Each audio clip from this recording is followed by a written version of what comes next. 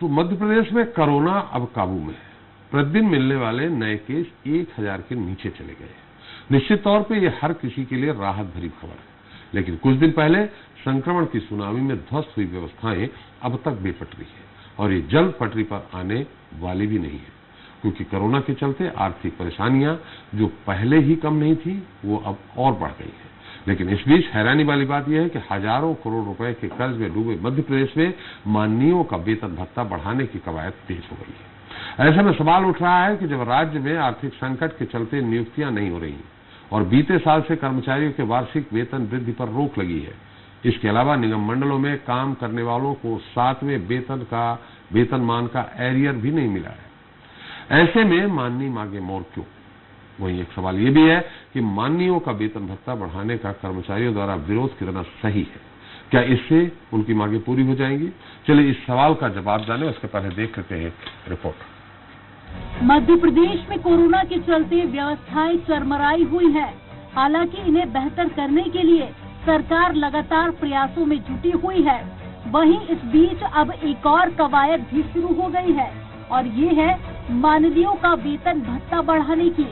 खबर है कि एमपी में विधायकों का वेतन भत्ता जल्द ही बढ़ सकता है, लेकिन प्रदेश के कर्मचारी इससे खुश नहीं है और वे इसका विरोध कर रहे हैं। कर्मचारियों का कहना है कि लाभ वाले निगम मंडलों में ही अभी तक 7वें वेतनमान के एरियर की एक भी किश्त नहीं मिली है। शासकीय कर्मचारियों को भत्ते समेत अन्य सुविधाओं से वंचित रखा गया है। कोरोना के चलते सरकार आर्थिक संकट होने का हवाला दे रही है। ऐसे में विधायकों का वेतन भत्ता क्यों बढ़ाया जा रहा है? इतना ही नहीं, कर्मचारियों ने विरोध स्वरूप गुरुवार से मुख्यमंत्री शिवराज सिंह चौहान को पत्र भेजना भी शुरू कर दिया है। आपको बता दें कि शासकीय कर्मचारियों को 7वें वेतनमान के एरियर की तीसरी किस्त मिल चुकी है। इधर एमपी एग्रो समेत कई निगम मंडल फायदे में चल रहे हैं, लेकिन इसके बाद भी निगम मंडल में काम करने वाले कर्मचारी एरियर की किस्त के लिए परेशान है। वहीं सरकार द्वारा कर्मचारियों को डीए समेत अन्य सुविधाओं का लाभ नहीं मिलने पर प्रदेश में तृतीय श्रेणी कर्मचारी को लगभग 15,000 रूपए प्रति माह, जबकि चतुर्थ श्रेणी कर्मचारी को 10,000 रूपए प्रति माह का नुकसान हो रहा है। जानकारी के मुताबिक एमपी में 10 लाख से ज्यादा विभिन्न संवर्गों के कर्मचारी हैं। बहरहाल ये बात सभी जानते हैं कि देश और मध्य प्रदेश में इस समय कोरोना काल चल रहा है। जनजीवन अस्त व्यस्त है। कर्मचारियों के वेतन भत्ते नहीं बढ़ाए गए हैं। व्यवस्थाओं को दुरुस्त करने के लिए धन की अपार कमी है। ऐसे में ये सवाल उठना लाजमी है कि माननीयों का वेतन भत्ता बढ़ाने की कवायद क्यों हो रही है। साथ ही सवाल ये भी है कि क्या कर्मचारियों के हल्ला बोल से उनकी मांगे पूरी हो जाएंगी? जनता अब इसका जवाब जानना चाहती है। Bureau report, Swaraj express. तो माननीय मांगे मोर इस मुद्दे पर चर्चा करने के लिए हमारे साथ जुड़ गए हैं पूर्व मंत्री कांग्रेस के वरिष्ठ विधायक पीसी शर्मा जी। शर्मा जी, आपका बहुत बहुत स्वागत है। हमारे साथ पूर्व विधायक शंकर लाल तिवारी जी जुड़ गए हैं बीजेपी से, आपका भी बहुत बहुत स्वागत है। हमारे साथ बलवंत रघुवंशी जी हैं, कर्मचारी नेता, आपका भी स्वागत है। और हमारे साथ एक बार फिर वरिष्ठ पत्रकार निर्मल सिंह बैस भी हैं, हमारे विशेष संवाददाता। सबसे पहला सवाल शर्मा जी आपसे ही है। वेतन भत्ता बढ़ाने की कवायद चल रही है, कमेटी भी बन गई है केदार शुक्ला जी की अध्यक्षता में। इन स्थितियों में जब कोरोना काल के चलते आर्थिक स्थितियां चरमराई हुई हैं, तो आपका क्या मत है? बढ़ना चाहिए वेतन भत्ता और विधायकों का? सूत न कपास जुलाओं में लट्टम लट्टा। जी जी जी। ये क्या है कि कमेटी बनी है, कमेटी की मीटिंग होगी, ये प्रस्ताव आएगा, सब सीनियर विधायक उसमें है। मैं समझता हूँ जो परिस्थितियां हैं, काल और समय जो परिस्थिति है उस पर लेके वो विचार करेंगे। अभी तक मैं समझता हूँ कि ना कोई उसकी बैठक हुई है और ना उसमें कोई प्रस्ताव आए हैं। तो मैं समझता हूँ कि अभी इट्स टू अर्ली कि क्या होने वाला है जी। वैसे मैं ये चाहूंगा कि सबसे पहले कर्मचारियों की जो मांग है जी, उनका जो 5% डीए स्वीकृत किया था हमारी सरकार ने, वो मिलना चाहिए जी। उनकी जो वेतन विसंगतियां हैं वो सब दूर होना चाहिए जी। कर्मचारियों के जो अनुकंपा नियुक्ति के बहुत से प्रकरण पड़े हुए वो पूरे होना चाहिए। और निश्चित तौर पर कोरोना काल में इन कर्मचारियों ने एक कोरोना वॉरियर के रूप में काम किया है, तो उनकी जो भी बातें कही जा रही है वो सब पहले पूरी की जाना चाहिए। उसके बाद कोई बात हो। और जो विधानसभा के कर्मचारी हैं उनकी भी बड़ी पुरानी लंबित मांगे हैं, उस पर भी बातचीत होना चाहिए। और मैं समझता हूँ कि उसके लिए भी विधानसभा अध्यक्ष जी ने कोई कमेटी बनाई है जिससे उनकी बातों को भी सुना जाए। इसी तरह से जो निगम मंडल के कर्मचारी हैं इनके भी बहुत सी लंबित मांगे, निश्चित तौर पर काफी समय से इनके जो संगठन है वो भी संघर्ष कर रहे हैं, तो मैं समझता हूँ कि वो बात होना। जी बिल्कुल शर्मा जी, बहुत ही सफाई से आपने मुद्दे को अलग कर दिया, सवाल को अलग कर दिया और कर्मचारियों पे एक कर्मचारी हितैषी विधायक या कर्मचारी हितैषी है आपकी कांग्रेस, इसको आपने बहुत बढ़िया संदेश दे दिया। हमारा सवाल है सीधे सीधे आपने कहा न सूत न कपास जुलाहों में लट्ठम लट्ठ है। मेरी बात सुन लीजिए। नहीं, मेरी बात तो सुने। नहीं, मेरा सवाल है, आपने कहा सूत न कपास जुलाहों में लट्ठम।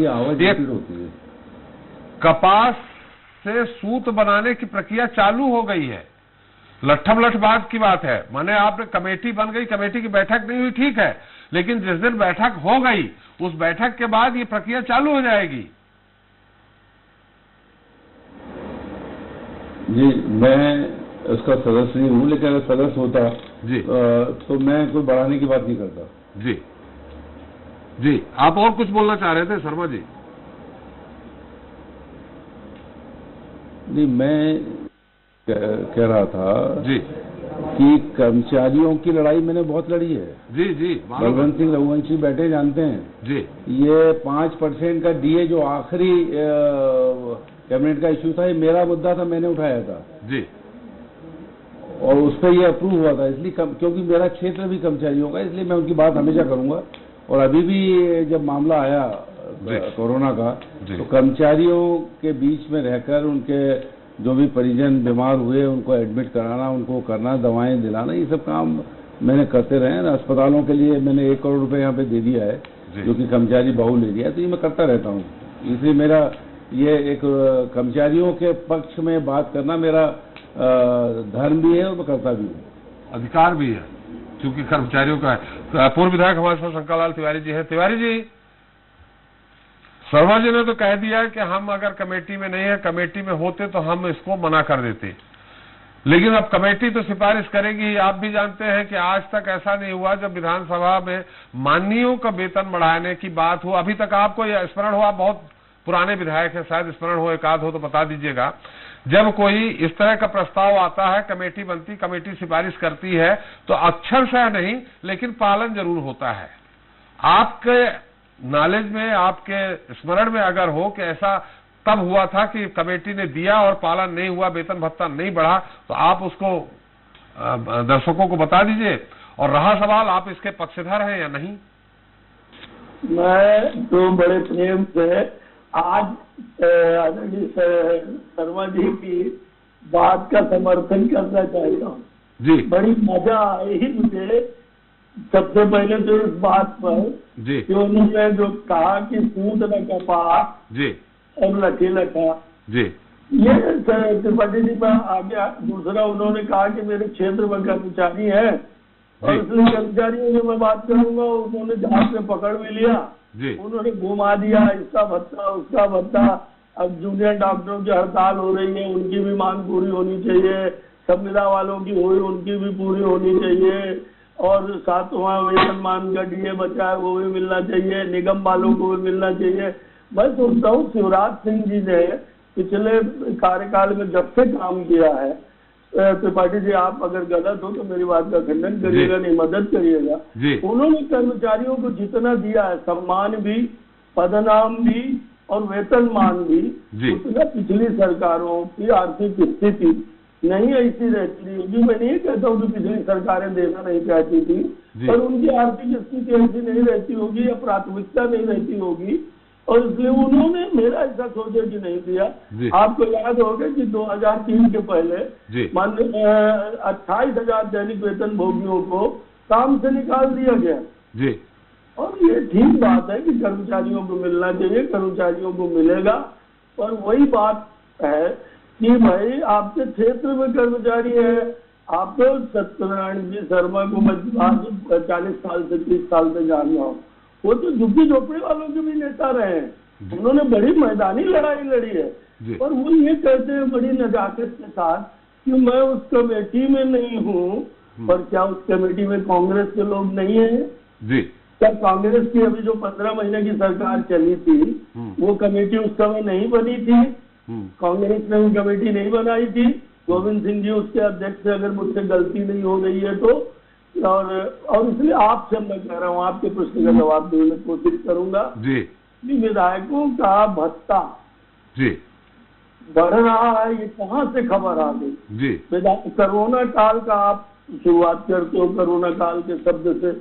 आपके डिबेट का विषय यह है कि वर्तमान समय जो है ये सिर्फ तीसरी लहर की चिंता करने का है। बिल्कुल नहीं, बिल्कुल तीसरी लहर माने आप इसके पक्ष में नहीं है, बिल्कुल इस तरह की कमेटी नहीं। मैं पक्ष में हूँ कि तीसरी लहर की चिंता नहीं, इस पक्ष में है क्या कि वेतन भत्ता बढ़ना चाहिए विधायकों का? बढ़ कहाँ रहा पहले ये बताइए। अरे भाई, जब कमेटी बनी है तो बैठक भी होगी। कर्मचारियों ने, सुनिए, कर्मचारियों ने पत्र लिखकर मुख्यमंत्री को विरोध जताना शुरू कर दिया है कि हम लोगों का पहले एरियर दिया जाए, 7वां वेतनमान का, अन्य जो उनकी कुछ मांगे हैं वो पूरी की जाए, फिर माननीयों का वेतन भत्ता बढ़ाया जाए। ये आज से शुरू हो गया है।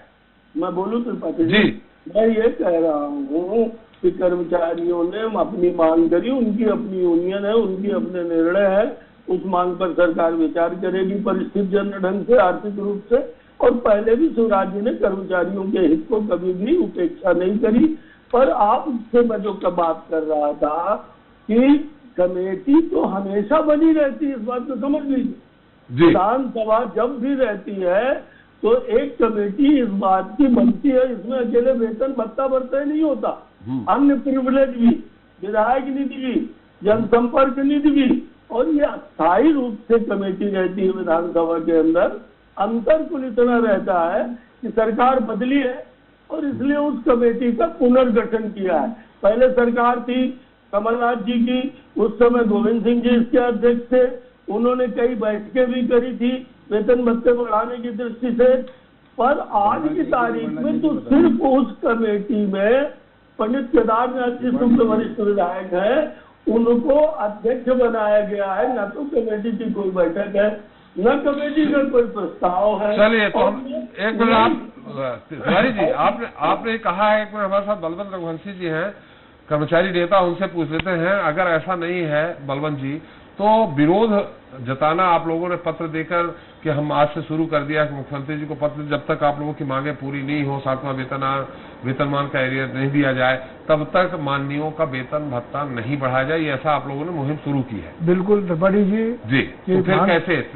तिवारी जी बोल रहे हैं, शर्मा जी बोल रहे हैं कि ऐसा कुछ भी नहीं, क्योंकि वो माननीय है जी, वो स्वतंत्र हैं जी, अपने वेतन भत्ते आज नहीं हमेशा से जी, जबकि जनप्रतिनिधियों को चुनने वाले कर्मचारी होते हैं जी, सरकार के सारे कामों को अमली जमा पहने वाले कर्मचारी होते हैं, जनता भी चुनती है, जनता भी चुनती है जी, जनता को या जनता के बीच में सरकार की जो खूबियां हैं जी, उनको गिनाने का हम कर्मचारी करते हैं जी, वही कर्मचारी आज से नहीं हमेशा से दुखी रहा है जी। आज अभी माननीय पी शर्मा जी ने कहा कि 5% डीए की घोषणा हमने की थी, निश्चित रूप से की थी, उनको धन्यवाद, लेकिन सरकार जाते जाते की थी जी, जैसा लगने लगा था शायद, जैसा आप सबको पता है पूरे कि वो कुछ गड़बड़ हो रही थी, आखिरी वक्त में माननीय कमलनाथ जी ने ये घोषणा की थी। हाँ, एक बात के लिए मैं जरूर पी शर्मा जी को धन्यवाद दूंगा, वो कर्मचारी हितैषी रहे हैं और कर्मचारियों के मुद्दे को पहली बार किसी पार्टी ने या किसी सरकार ने हमारे 67 सूत्रों को शामिल किया था, लेकिन 15 महीने में हमारे एक भी आर्थिक या अनार्थिक कोई भी मांग मैं समझता हूँ पूरी नहीं हुई। 15 महीने हम चिल्लाते रहे। इसी प्रकार तिवारी जी कह रहे हैं कि कहीं सूत और कपास, बिल्कुल सूत शुरू हो चुका है। आपने जो कहा माननीय जब चाहते हैं मीटिंग कर लेंगे जी और अपने वेतन भत्ते बढ़ जाएंगे। कर्मचारी की बात कही यूनियन ने हमारी, हमारी यूनियन क्या कर सकती हैं, हम माननीयों के सामने अपनी गुहार लगा सकते हैं जी। गुहार को मानना नहीं मानना माननीय मंत्रियों के और सरकार के ऊपर रहता है। फिर हमारा एक आंदोलन मुद्दा वही बचता है कि आंदोलन करना। पिछली बार की एक बात बताऊं, आदरणीय शर्मा जी शायद नाराज हो जाएं जी, हाउसिंग बोर्ड एक में शर्मा जी नाराज नहीं होते, शर्मा जी हमेशा हंसते रहते हैं। पिछले 15 साल में माननीय शिवराज सिंह जी ने निश्चित रूप से कर्मचारियों को दिया है जी, हम इसमें बिल्कुल इनकार नहीं कर सकते जी। ये पहली बार हुआ था और हाउसिंग बोर्ड में हुआ था कि भारत शासन ने जो 5% डीए दिया था पिछली बार, हमारे मध्य प्रदेश हाउसिंग बोर्ड के हमारी सम्मानीय आयुक्त कल्याण खोंगबार जी ने वो हमारा रोक दिया, हाउसिंग बोर्ड को घाटे में बता दिया और उनकी सारी सुविधाएं सब चल रही थी। जब मैंने माननीय शर्मा जी को भी गुहार लगाई, हमारे मंत्री जी उस समय के जयवर्धन सिंह साहब के सामने गुहार लगाई, लेकिन हमारा काम नहीं हुआ था। 28 दिन मुझे हड़ताल करना पड़ी। 28 दिन बाद हमें बमुश्किल डीए दिया, लेकिन उसके बीच में हमें 8 लोगों को जी कर्मचारियों को नोटिस दे दिया गया जी। तो मतलब कुल मिला के हमको प्रताड़ित करने की प्रक्रिया एक ब्यूरोक्रेट ने की थी और उसका मुझे वाकई में खेद है। शर्मा जी जो कर्मचारी हितैषी हैं कहते हैं, मैं धन्यवाद भी करूंगा, कर्मचारी के वोट से वो जीतते हैं। ये जैसा इनकी प्रक्रिया चल पड़ी, बैठक हो जाएगी, बढ़ जाएगा अचानक, या आपको बिल्कुल आप लोग ये पत्र लिख रहे हैं। हमारे निगम मंडल की भी, हमारे संयोजक अनिल वाजपेयी जी, हमारे प्रांतीय अध्यक्ष अजय श्रीवास्तव नीरू जी की हम लोगों की बैठक भी हो रही है और हम उसमें पत्र व्यवहार माननीय मुख्यमंत्री जी को कर रहे हैं। आप लोग इसके बाद यदि हमारी मांग नहीं मानी जाएगी, जो हमारा 5% डीए भी रुका है वो, और निगम मंडलों में तो त्रिपाठी जी बहुत ही विषम स्थिति है। शर्मा जी बड़ी बात जानते हैं, निगम मंडलों में हमेशा दोयम दर्जे का व्यवहार हुआ है। सरकार में जो घोषणाएं हो जाती हैं शासकीय कर्मचारियों को, वो निगम मंडलों में बोर्ड मीटिंग बना दी गई है। उस बोर्ड मीटिंग में कोई भी कर्मचारी प्रतिनिधि को नहीं चुना गया। ये हमने 15 साल पहले भी शिवराज सिंह जी के सामने भी बात रखी थी, शर्मा जी के सामने सवाल। तो कहने का मतलब ये था कि वो आप लोग जो पत्र में उल्लेख क्या कर रहे हैं कि माननीयों का वेतन भत्ता बिल्कुल नहीं बढ़ाना चाहिए, कर्मचारी माननीयों को बहुत ज्यादा उल्लेख क्या कर रहे हैं ये जानना चाह रहा हूँ। अब वो हम जब बैठक हो जाएगी उसके बाद उसका मजमून बनेगा जी, वो हम आपको ओपन करेंगे, लेकिन उसके बाद हमारी मांगे नहीं मानी जाएगी तो हमारे पास विकल्प खुला है आंदोलन का। चलिए निर्मल जी, आपको खबर आपकी ही है कि निश्चित तौर पे केदार शुक्ला की अध्यक्षता में बैठक जल्दी ही होने वाली है। कोरोना की तीसरी लहर को संकेत न हो इसके बाद बैठक हो जाएगी और इनके वेतन भत्ते बढ़ जाएगी। खबर कैसे आपके पास है? देखिए, ये चूंकि कई माननीयों की पहले से ही मांग चली आ रही थी वेतन भत्ते बढ़ाने की, ये जरूर कहा जा सकता है कि ये समय जरूर कहीं ना कहीं उचित नहीं है वेतन भत्ते की मांग को पूरा करने का, क्योंकि इसे कहा जा सकता है कि मातम के घर में शहनाई बजाई जाए तो कैसा जो नाराजगी होगी जनता में लगभग बिल्कुल वैसे ही है। क्योंकि कोरोना की दूसरी लहर में माननीयों ने जनता को कितना सहयोग दिया ये सभी के सामने है, और जो जनता है वो कहीं ना कहीं जो कोरोना की तीसरी लहर की मार झेली है जिन्होंने, वो कहीं ना माननीयों से नाराज भी हैं। तो ये इस समय एक बड़ा गंभीर विषय है। जिस तरीके से पेट्रोल और डीजल के दाम बढ़ रहे हैं, जनता की जेब पे भारी बोझ डाला जा रहा है। वेतन भत्ते किसी के भी बढ़े, किसी को कोई फर्क नहीं पड़ता, लेकिन ये जो समय है ये फिलहाल कहीं से भी उचित नहीं है। जी शर्मा जी, अभी रघुवंशी जी ने बता दिया है कि आप 15 महीने में उनकी मांग पूरी नहीं, आप जरूर हितैषी है व्यक्तिगत विधायक पीसी शर्मा, न कि सरकार कांग्रेस जो रही है और जो कांग्रेस पार्टी है।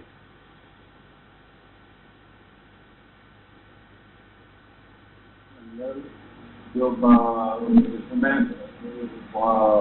वेतन आयोग किया गया था उसके बाद हाउसिंग को दूसरी जगह लागू किया गया।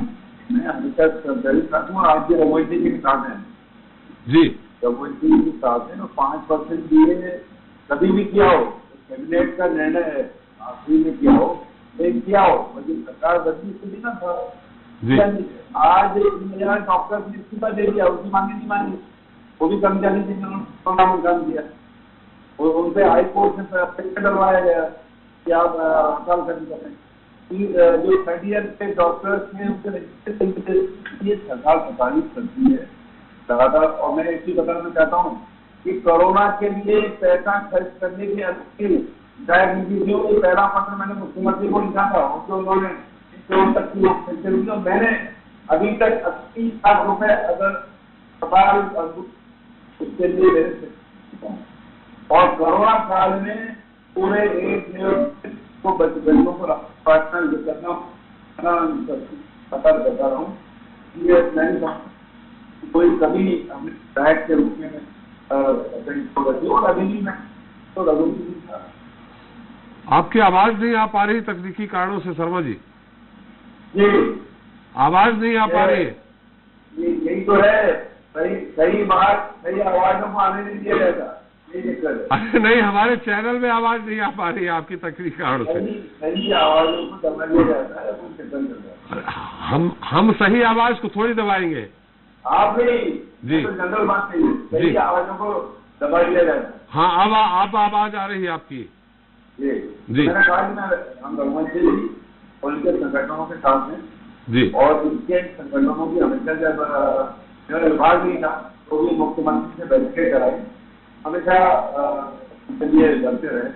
और एक विभाग नहीं होती जी, चुनाव में काम किया। मेरे पास धर्म विभाग का मेरा तैयारियों और मानदेय 3 किलो सकता है मेरे हाथ में था। शर्मा जी, अगर ये वेतन भत्ता बढ़ाया जाएगा तो आप इसका विरोध करेंगे? मैंने क्या कहा तो जी लिखा था। जी जी, बिल्कुल। तिवारी जी आपसे आखिरी सवाल है यही, आप विरोध करेंगे? मैं तो उस समय विधायक हूँ ही नहीं और इसलिए मेरे विरोध का प्रश्न नहीं बनता। और बड़ी सफाई से निकल गए तिवारी जी। देखिए, जब ये वेतन भत्ता और ये सब, ये सुनिए, ये कमेटी जब सिफारिश करेगी तो इसमें पूर्व विधायकों के लिए भी कई तरह के प्रावधान होते हैं। देखिए, हमको मालूम है। नहीं, अगर आपकी इच्छा है तो आप कहेंगे तो मैं पूर्व विधायकों का जो लाएगा नहीं लूंगा। अगर मेरे अकेले के न लेने से और कोई जनहित होता है तो मैं आपके आदेश का पालन करूंगा। आप कहीं न कहीं मेरे प्रेरणा स्रोत है, पर मुझे बोलने तो दीजिए प्लीज। नहीं बोलिए, लेकिन आप ये मत बोलिए कि पूर्व विधायक। अरे भाई, हम आपको भविष्य में विधायक ही देख रहे हैं फिर से, और मंत्री भी देख रहे हैं। ये आपका आशीर्वाद है जी। और जैसा आप अपेक्षा करेंगे वैसे ही सरकार करेगी, क्योंकि मीडिया के सुझाव, मीडिया, और मैं विशेष रूप से धन्यवाद करना चाहूंगा अपने कर्मचारी नेता आदरणीय रघुवंशी जी का, कि उनके मन में कहीं न कहीं एक बात है कि जब भी दिया, जो भी दिया और जितना भी दिया वो शिवराज सिंह जी ने दिया, तो उनको हृदय से प्रणाम करता हूँ और उन्हें धन्यवाद करता हूँ। और उनको ये भी कहना चाहता हूँ कि मेरे आप बड़े हो सकते हैं, पर मैंने भी कर्मचारियों के कई संगठनों में काम किया है। शिक्षकों की हड़ताल में विधायक रहने के बाद भी मैं शामिल हुआ हूँ और पार्टी के अंदर उसका जो भी रहा वो भी मैंने सब सुना जाना है, और ट्रेड यूनियन की वर्किंग को मैं जानता हूँ। और इसलिए आपका मांग करना और आपको वेतन मान मिलना ये आपका हक है। और जहाँ तक रही विधायकों की बात, तो त्रिपाठी जी आपको मालूम है कि विधायकों का भत्ता या वेतन या उनकी कोई सुविधाएं इसके पहले कब बढ़ी थी? मैं सोचता हूँ समय जाया होगा आपको याद करने में। 2016 में वेतन और भत्ता बढ़ा था जी, ठीक है ना। और इस बीच में आप अगर देखेंगे तो कर्मचारियों से कहीं कोई बराबरी ही नहीं है विधायकों के वेतन भत्ता बढ़ने की। इसलिए कि कर्मचारियों का केंद्र का वेतनमान हर वर्ष लगता है, और पहले मुख्यमंत्री है शिवराज सिंह जी चौहान कि केंद्र के वेतनमान लगने के तुरंत बाद, और ये राशि दी जाती रही है मध्य प्रदेश की राज्य सरकार में। इसके 15 वर्षों में 18 वर्षों के पहले कभी ऐसा नहीं हुआ। अगर 5वीं किस्त वहाँ मिली है तो यहाँ 4थी चलती थी, 6वीं वहाँ मिली है तो यहाँ 5वीं चलती थी राज्य में। और इसलिए मैं उनको इतने कह सकता हूँ कि आप जिस विश्वास से भरे हैं, आपकी ट्रेड यूनियन को सलाम, आपके मांग पत्र को सलाम, और कर्मचारी ही आंख कान है। तिवारी जी, पूरे बहस का लब्बे लुआब मैंने निकाल लिया आज। मेरे को बोल लेने दीजिए। जन कल्याणकारी योजनाओं को चलाने में बिना कर्मचारी के सरकार और मंत्रिमंडल का कोई लेना देना। समय समाप्त हो रहा तिवारी जी, कितना लंबा बोलेंगे? मैं आपसे विनती करूं कि कोरोना काल में आपको किसने कह दिया कि ये वेतन भत्ते बढ़ रहे हैं? ये कमेटी की अनुशंसा कई बार, आपने मेरे से एक प्रश्न पूछा था। चलिए ये बलवंत जी से पूछ लेते हैं। कमेटी की अनुशंसा कई बार सरकार ने नहीं मानी, मैं आपको इतिहास बता रहा हूँ। चलिए, आप कह रहे थे ना, हाँ। तो कई बार कमेटी अनुशंसा करती है, कमेटी अभी तो अनुशंसा भी नहीं करी है। अगर वो अनुशंसा करी होती तो अभी नहीं, वही तो मैं जानना चाह रहा हूँ, कब एकाध बताइए, कब हुआ था ऐसा? मैं बता रहा हूँ 2016 के पहले एक केदार शुक्ला जी शायद उसमें थे, और सरकार से कई बार इन्होंने अपनी कमेटी की बैठकें करके, अच्छा इसमें कांग्रेस और सभी पार्टी के विधायक रहते हैं, ये भी जान लीजिए, और ये हमेशा कमेटी रहती है चाहे जो भी सरकार रहे। तो अगर इस तरह भत्ते बढ़ने होते तो उस समय जब अनुशंसा की गई थी, उस अनुशंसा को सरकार ने ठंडे बस्ते में डाल दिया। चलिए, तिवारी समय कम है, तिवारी समय कम है, मैं मान लिया। के बाद 16 तक लगातार 4 साल तक यही केदारनाथ जी शुक्ला अनुशंसा करते रहे और चौवन्नी नहीं बढ़ी थी। चलिए तिवारी जी, समय समाप्त है, समय कम है तिवारी जी, माफ करिए, बहुत लंबा हो गया आपका। जी रघुवंशी जी, आप क्या कहना चाह रहे हैं? बहुत संक्षेप में बस। माननीय विधायक जी ने कहा, मैं तो कह रहा हूँ 37 साल 38 साल कर्मचारी सेवा करता है जी, उसको पेंशन की पात्रता जब होती है जी, माननीय हमारा एक दिन भी विधायक रह जाए तो सारी पेंशन लेते हैं, सारी सुविधाएं मुफ्त की सरकार की लेते हैं। ये कह देना, हमारे निगम मंडलों में कार्यवाहक कर्मचारी 15 साल में हमने हाथ जोड़े, शिवराज सिंह जी के कार्यवाहक कर्मचारियों को नियमित नहीं किया गया। मध्य प्रदेश शासन में कार्यवाहक कर्मचारियों को पेंशन मिलती है, लेकिन निगम मंडल के कर्मचारियों को पेंशन नहीं मिलती। तो ये सब दुख रहेगा। हमारी मांग है कि कर्मचारियों को, निगम मंडलों में कार्यवाहक कर्मचारियों को मध्य प्रदेश शासन के कर्मचारियों को भांति पेंशन दी जानी चाहिए। चल शर्मा जी, कुछ कहना चाह रहे हैं आप?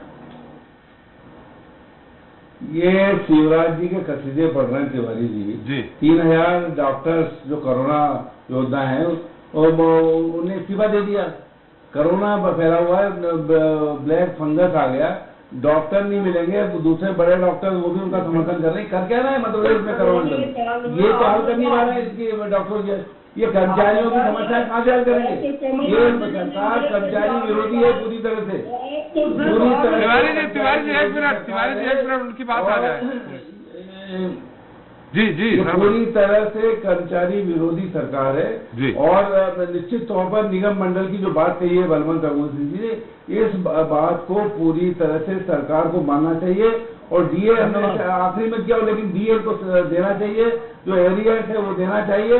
और तिवारी जी ने ये नहीं कहा, घुमा फिरा कह रहे हैं निश्चित तौर पर पूर्व विधायकों का भी बढ़ता है, जब विधायकों का बढ़ता है तो पूर्व विधायकों को भी बढ़ता है। ये उसका विरोध नहीं कर रहे हैं, ये कह रहे हैं ऐसा होता नहीं है, सरकार मानती नहीं है। ये इधर उधर घुमा फिरा के कह रहे हैं, इनके मन में है कि वो पूर्व विधायकों का बढ़ जाए तो इनको लाभ हो जाए, सीधा सीधा इनका दिख रहा है। और पूरी तरह से कसीदे पढ़ रहे हैं शिवराज जी के, इसके अलावा ये कुछ नहीं कर रहे हैं। ये चाह रहे हैं कि जैसा आपने कहा टिकट मिल जाए, ये उसकी पूरी तैयारी करना है मीडिया के माध्यम से। ये सब चलेगा नहीं, आप करना चाहिए, मुद्दा कोरोना नहीं है। अभी तो कोई बात ही नहीं है, और कभी कोई बात आई तो आप कांग्रेस का क्या स्टैंड होगा? साफ बात करो तिवारी जी, ये इधर उधर की बात नहीं करिए, आप अपने कांग्रेस पार्टी का स्टैंड बताइए। एक तो अभी बस्ता उसका बढ़ नहीं रहा भाई, डीए गिराइए, जो डॉक्टर्स की मांगे हैं, जो स्वास्थ्य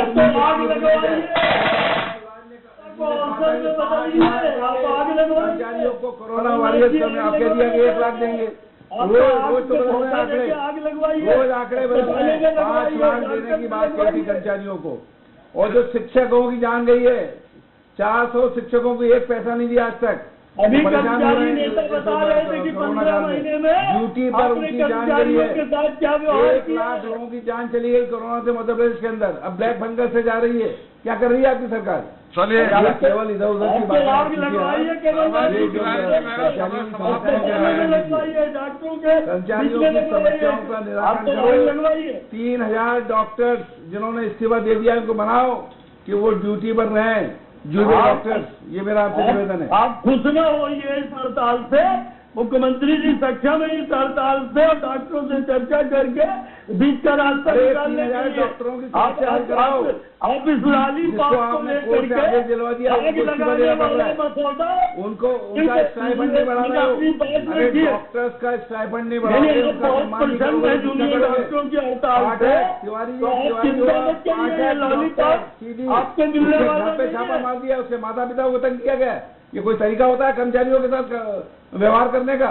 ये सब आपकी सरकार कर रही है। ये मक्खनबाजी से कुछ नहीं होगा।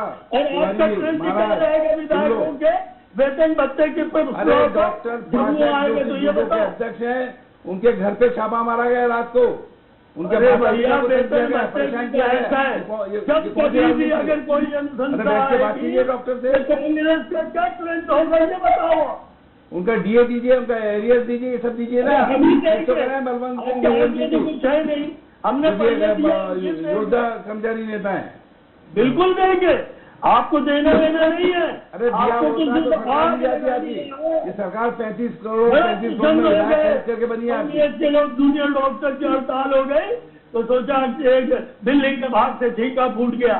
आप चिंता न करिए, जूनियर डॉक्टर और सरकार बात करेंगे। ये कर्मचारियों की बात को सुनना पड़ेगा। दिल्ली के बाद ठीका नहीं फूटने वाला, केवल आपको बात करोगा अस्पतालों में। दिल्ली के भाग से नहीं, ये नोटों के बल पे सरकार बनाई है, नोटों के बल पे।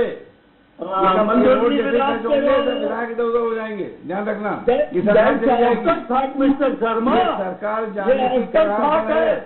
सरकार बनने के बाद 22-25 चुनाव ये बीजेपी जीती है पे है। और कोरोना की लड़ाई मत करो, कर्मचारियों की समस्याओं का हल करवाओ। माननीय शिवराज जी ने जिस तरह से बुजुर्ग कोरोना को सुनना पड़ेगी आपको। आज जैसे दिव्य संतोषियों का होने के बाद वो डीजल पेट्रोल के भाव बढ़ा दिए, 100 रुपए से ऊपर पेट्रोल, डीजल 100 रुपए हो गया है। अरे कर्मचारी करेगा क्या? ये कर्मचारी के वेतन भत्ते नहीं दोगे तो ये कर्मचारी करेगा क्या? कहाँ से माफ करिएगा? ये आपकी समझ में आ रही है? शर्मा जी माफ करिएगा, समय समाप्त हो गया। तिवारी जी समय समाप्त हो गया हमारा। लेकिन तिवारी जी एक लंबे लुआब हमने निकाला है, जो वो आपने कहा 2016 में बढ़ा था, कर्मचारियों का हर साल बढ़ता है, मतलब हर साल विधायकों का वेतन भत्ता बढ़ना चाहिए। एरियर जैसे कर्मचारियों को लगता है उस तरह विधायकों का भी लगना चाहिए। तिवारी जी हमने लंबे लुआब यही निकाला था और आगे जैसी परिस्थिति होगी पहले कर्मचारी। चलिए समय समाप्त हो गया, माफ करिएगा। तिवारी जी बहुत बहुत धन्यवाद, शर्मा जी आपका बहुत बहुत धन्यवाद, बलवंत जी आपका, निर्मल आपका, हमारे साथ चर्चा में शरीक होने के लिए। इस बात में कोई दो राय नहीं है कि कोरोना के चलते आर्थिक संकट गहराया है। ऐसे में अगर कर्मचारियों के वेतन वृद्धि को रोक दिया जाता है और डीए समेत अन्य सुविधाओं का लाभ कुछ समय तक नहीं मिलता है तो शायद इसे गलत नहीं कहेंगे। लेकिन कोरोना के कालचक्र में तमाम क्षेत्रों में खर्चों को कम कर अगर माननीयों का वेतन भत्ता बढ़ाने की कवायद होगी तो निश्चित ही इसे लेकर सवाल उठेंगे। खैर, माननीयों के मांगे मोर पर जिस तरह से कर्मचारियों और उनके संगठनों ने विरोध की आवाज बुलंद की है, उसके बाद देखना होगा कि सरकार क्या विधायकों के वेतन भत्ते में बढ़ोतरी को अभी टालेगी या जो सोचा है वो करके रहेगी। इसी चर्चा आगे जवाब देता है। नमस्कार।